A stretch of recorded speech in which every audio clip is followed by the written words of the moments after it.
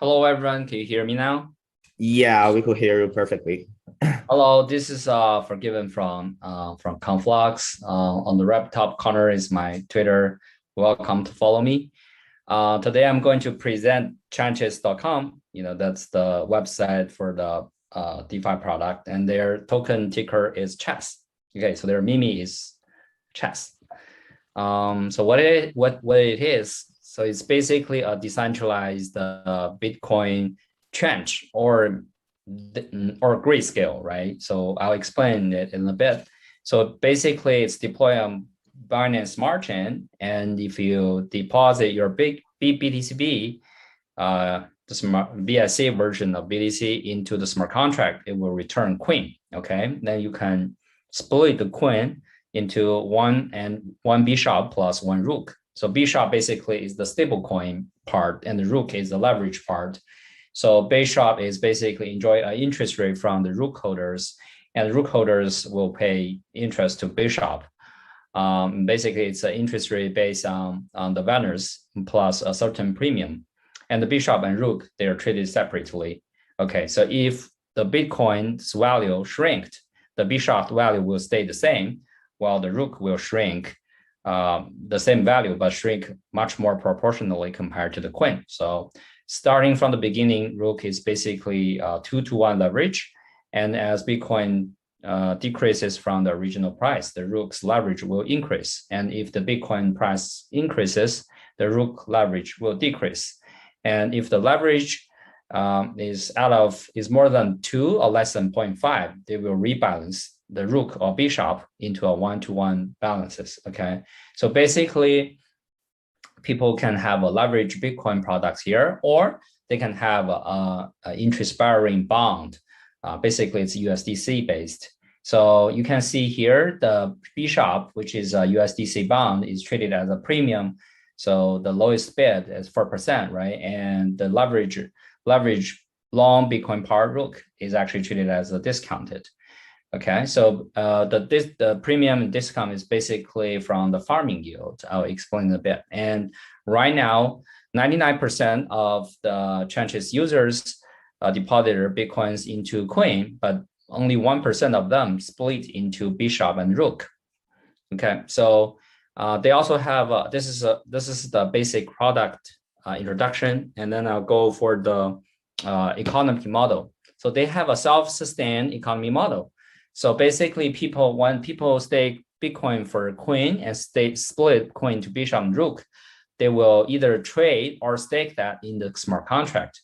Once they stake the coin, bishop, and rook in the smart contract, they will farm chess. Okay, then you will lock your chess for a certain period of month of time to win VChess, which is a very similar logic to the VCRV logic.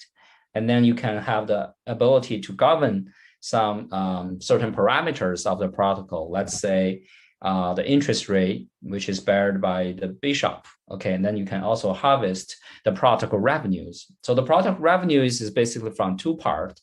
One part is the 1% custody fee from the coin part. That means if you deposit one Bitcoin and gain coin, you have to give the protocol 0.01 Bitcoin every year for custody fee.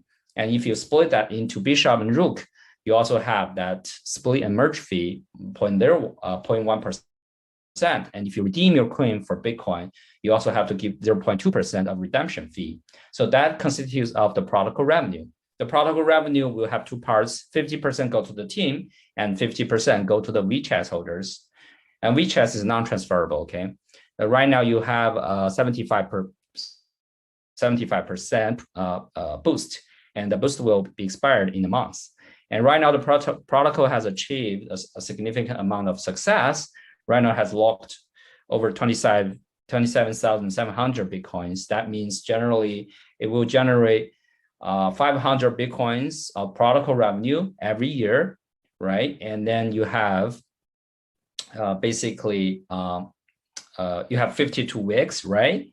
You have it's like you have a close to 300 Bitcoin, not like 500, 300, because that's 1% custody fee plus some like in and out fee. So you have 300 Bitcoin annually. You have 52 weeks. So it means you have 6 Bitcoins for protocol revenue every week. And basically WeChat holders in together will get 3. Right now it's probably 4.5 Bitcoins. So that's quite an amount of revenue. And then basically you will think this is a kind of a magic model, right? You put in your Bitcoins, you gain chess, and then you use your chess to win back the Bitcoin that you give to the protocol, right? This is kind of financial engineering. Basically, there's nothing really generated out of from the protocol because there's only 1% Bishop and Rook in the trading system, right? Only 99% still holds Queen. So how does this really work? What if a big whale jump in day 0 and then just dump all the chess on the market, and this whole economy system will collapse, right? So they've been very clever. They didn't make the mistake that Fade protocol has committed. So they started quietly. They know like basically there's a lot of Bitcoins holders. They are looking for yield, but they don't want to go very high profile in the beginning because let's say if some big whale, Sam or Justin Sun, jump in, the mining part will just collapse. So they will start it from the guarded launch. The capacity is only 100 Bitcoins in week 1, and every address is limited to only 0.5 Bitcoins.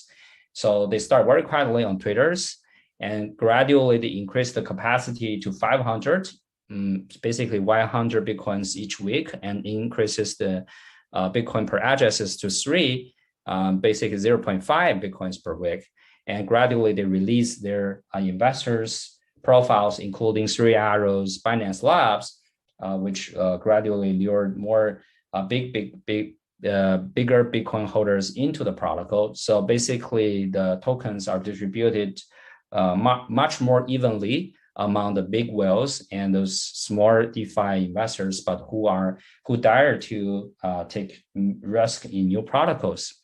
And also they leverage the pancake part. They didn't use a kind of what they call like pool 2 incentive strategy, which is staking chess and USDT or USDC to win more chess. They don't use that strategy. Instead, they kind of do a swap. So if you put chess and BUSD, you can mine cake, and then cake can mine chess. So it's kind of an interest swap.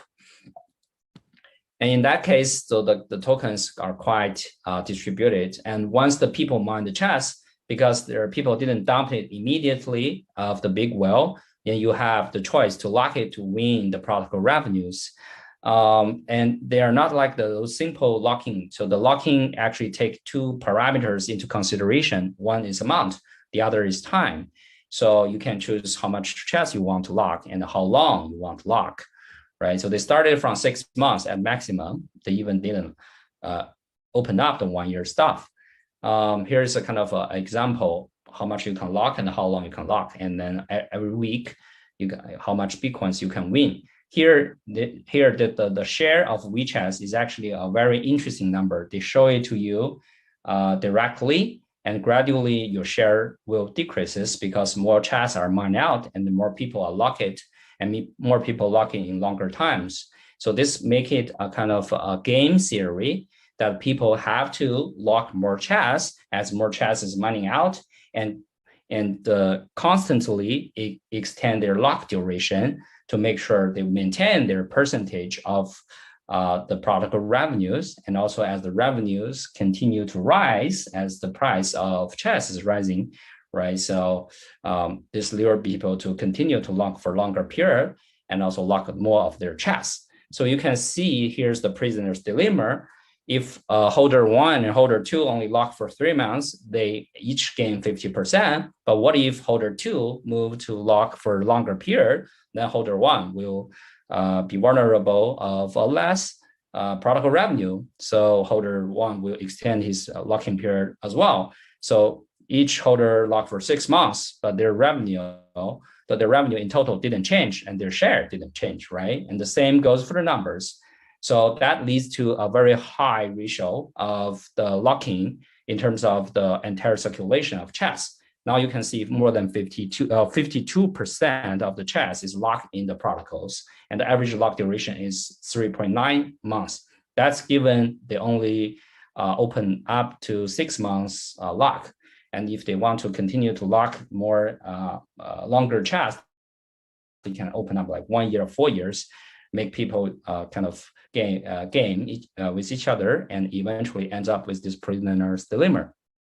So this perpetual motion ends up with, okay, so Bitcoin lock in the protocol, which generates fee revenue that lure people to lock chess. And lock chess, less circulation means higher price. Higher price means higher farming yield for Bitcoins, and more Bitcoin holders jump in. That means more fee revenue, and means people have to lock more chess and longer duration to fight against each other for more share of the entire protocol revenue. And more token locked means higher token price and means higher TVL. So that's kind of a healthy and positive loop continued for almost 3 months, which leads to 27,700 Bitcoins locked in the protocol. That's the kind of largest Bitcoin smart contract locked on BSC, only less than the hot wallet of Binance Smart Chain. Okay, so that's kind of quite successful. So that's about it. So lastly, one brain teaser for everybody who's watching the video. What does it take to break this perpetual motion? Okay, so when does this collapse? Right, this is kind of the magic hats that you pull a rabbit out from the magic hat, and then you continue to pull another rabbit hat, right? But in the end of the day, the rabbit out of from the hats is limited, right? So when does it take, and what does it take to break this perpetual motion? That's the kind of a brain teaser for everyone. Thanks, and you're welcome to follow me on Twitter. My Twitter is Forgiven Never. Thanks. I'll give back to the host. Yeah, thanks so much for giving. I think it's a wonderful presentation. So anyone in the crowd who have a question want to ask Forgiven about this project?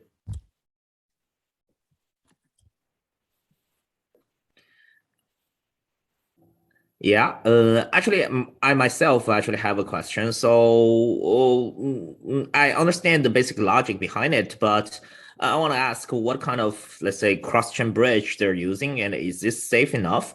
And about the perception of a BTC holder, actually, do they actually want their BTC, like the real BTC, to come cross-chain on another chain, especially it's a chain, like it's BSC, right? It's a little bit, I would say, centralized, maybe. So do you think it's going to be a problem for the marketing of of this project, and also like how they solve the technology problem, like cross-chain?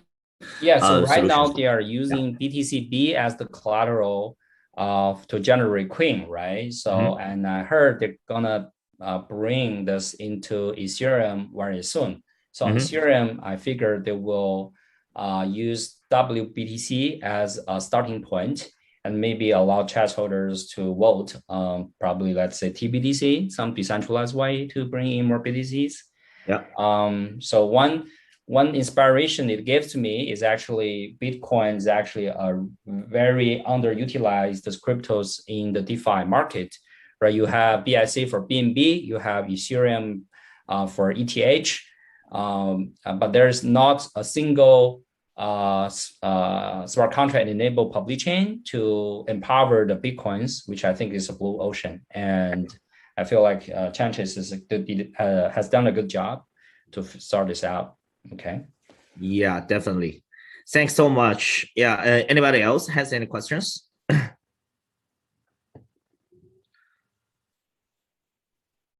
Actually, I want to know the answer. What does it take to break the No, I don't know the answer. I know.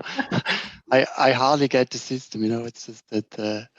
But I have some BTC on, and also I have a small amount of BTC on Binance Chain, and but if I don't want to take part in this like, so the question is it sustainable? Can I just put it in and then wait for the next 3 years and then it's going to work well, or do I have to manage it? Basically, yeah. if I'm a simply holder, Mhm.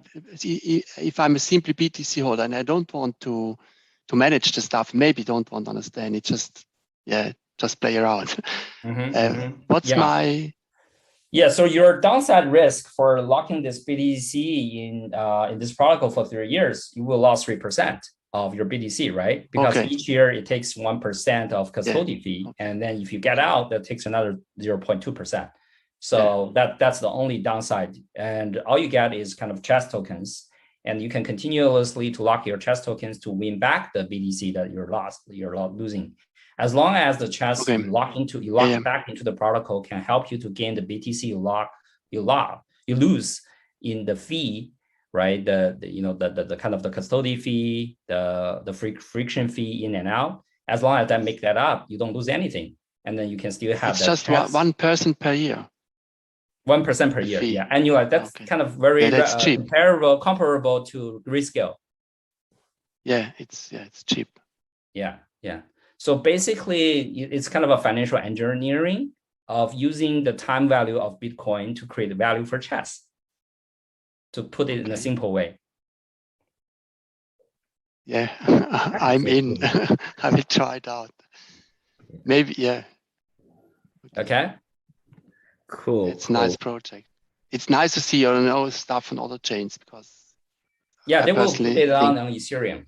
I heard they're gonna deploy it on Ethereum too. So people will have WBTC to use it as well. Right. So if people are concerned about the centralization of cross-chain, maybe TBTC, a better choice. Or Decus, right? Maybe Decus too. Yeah. Okay. Thanks, everybody. Cool. Thanks so much. Martin. Thanks, Charlie. And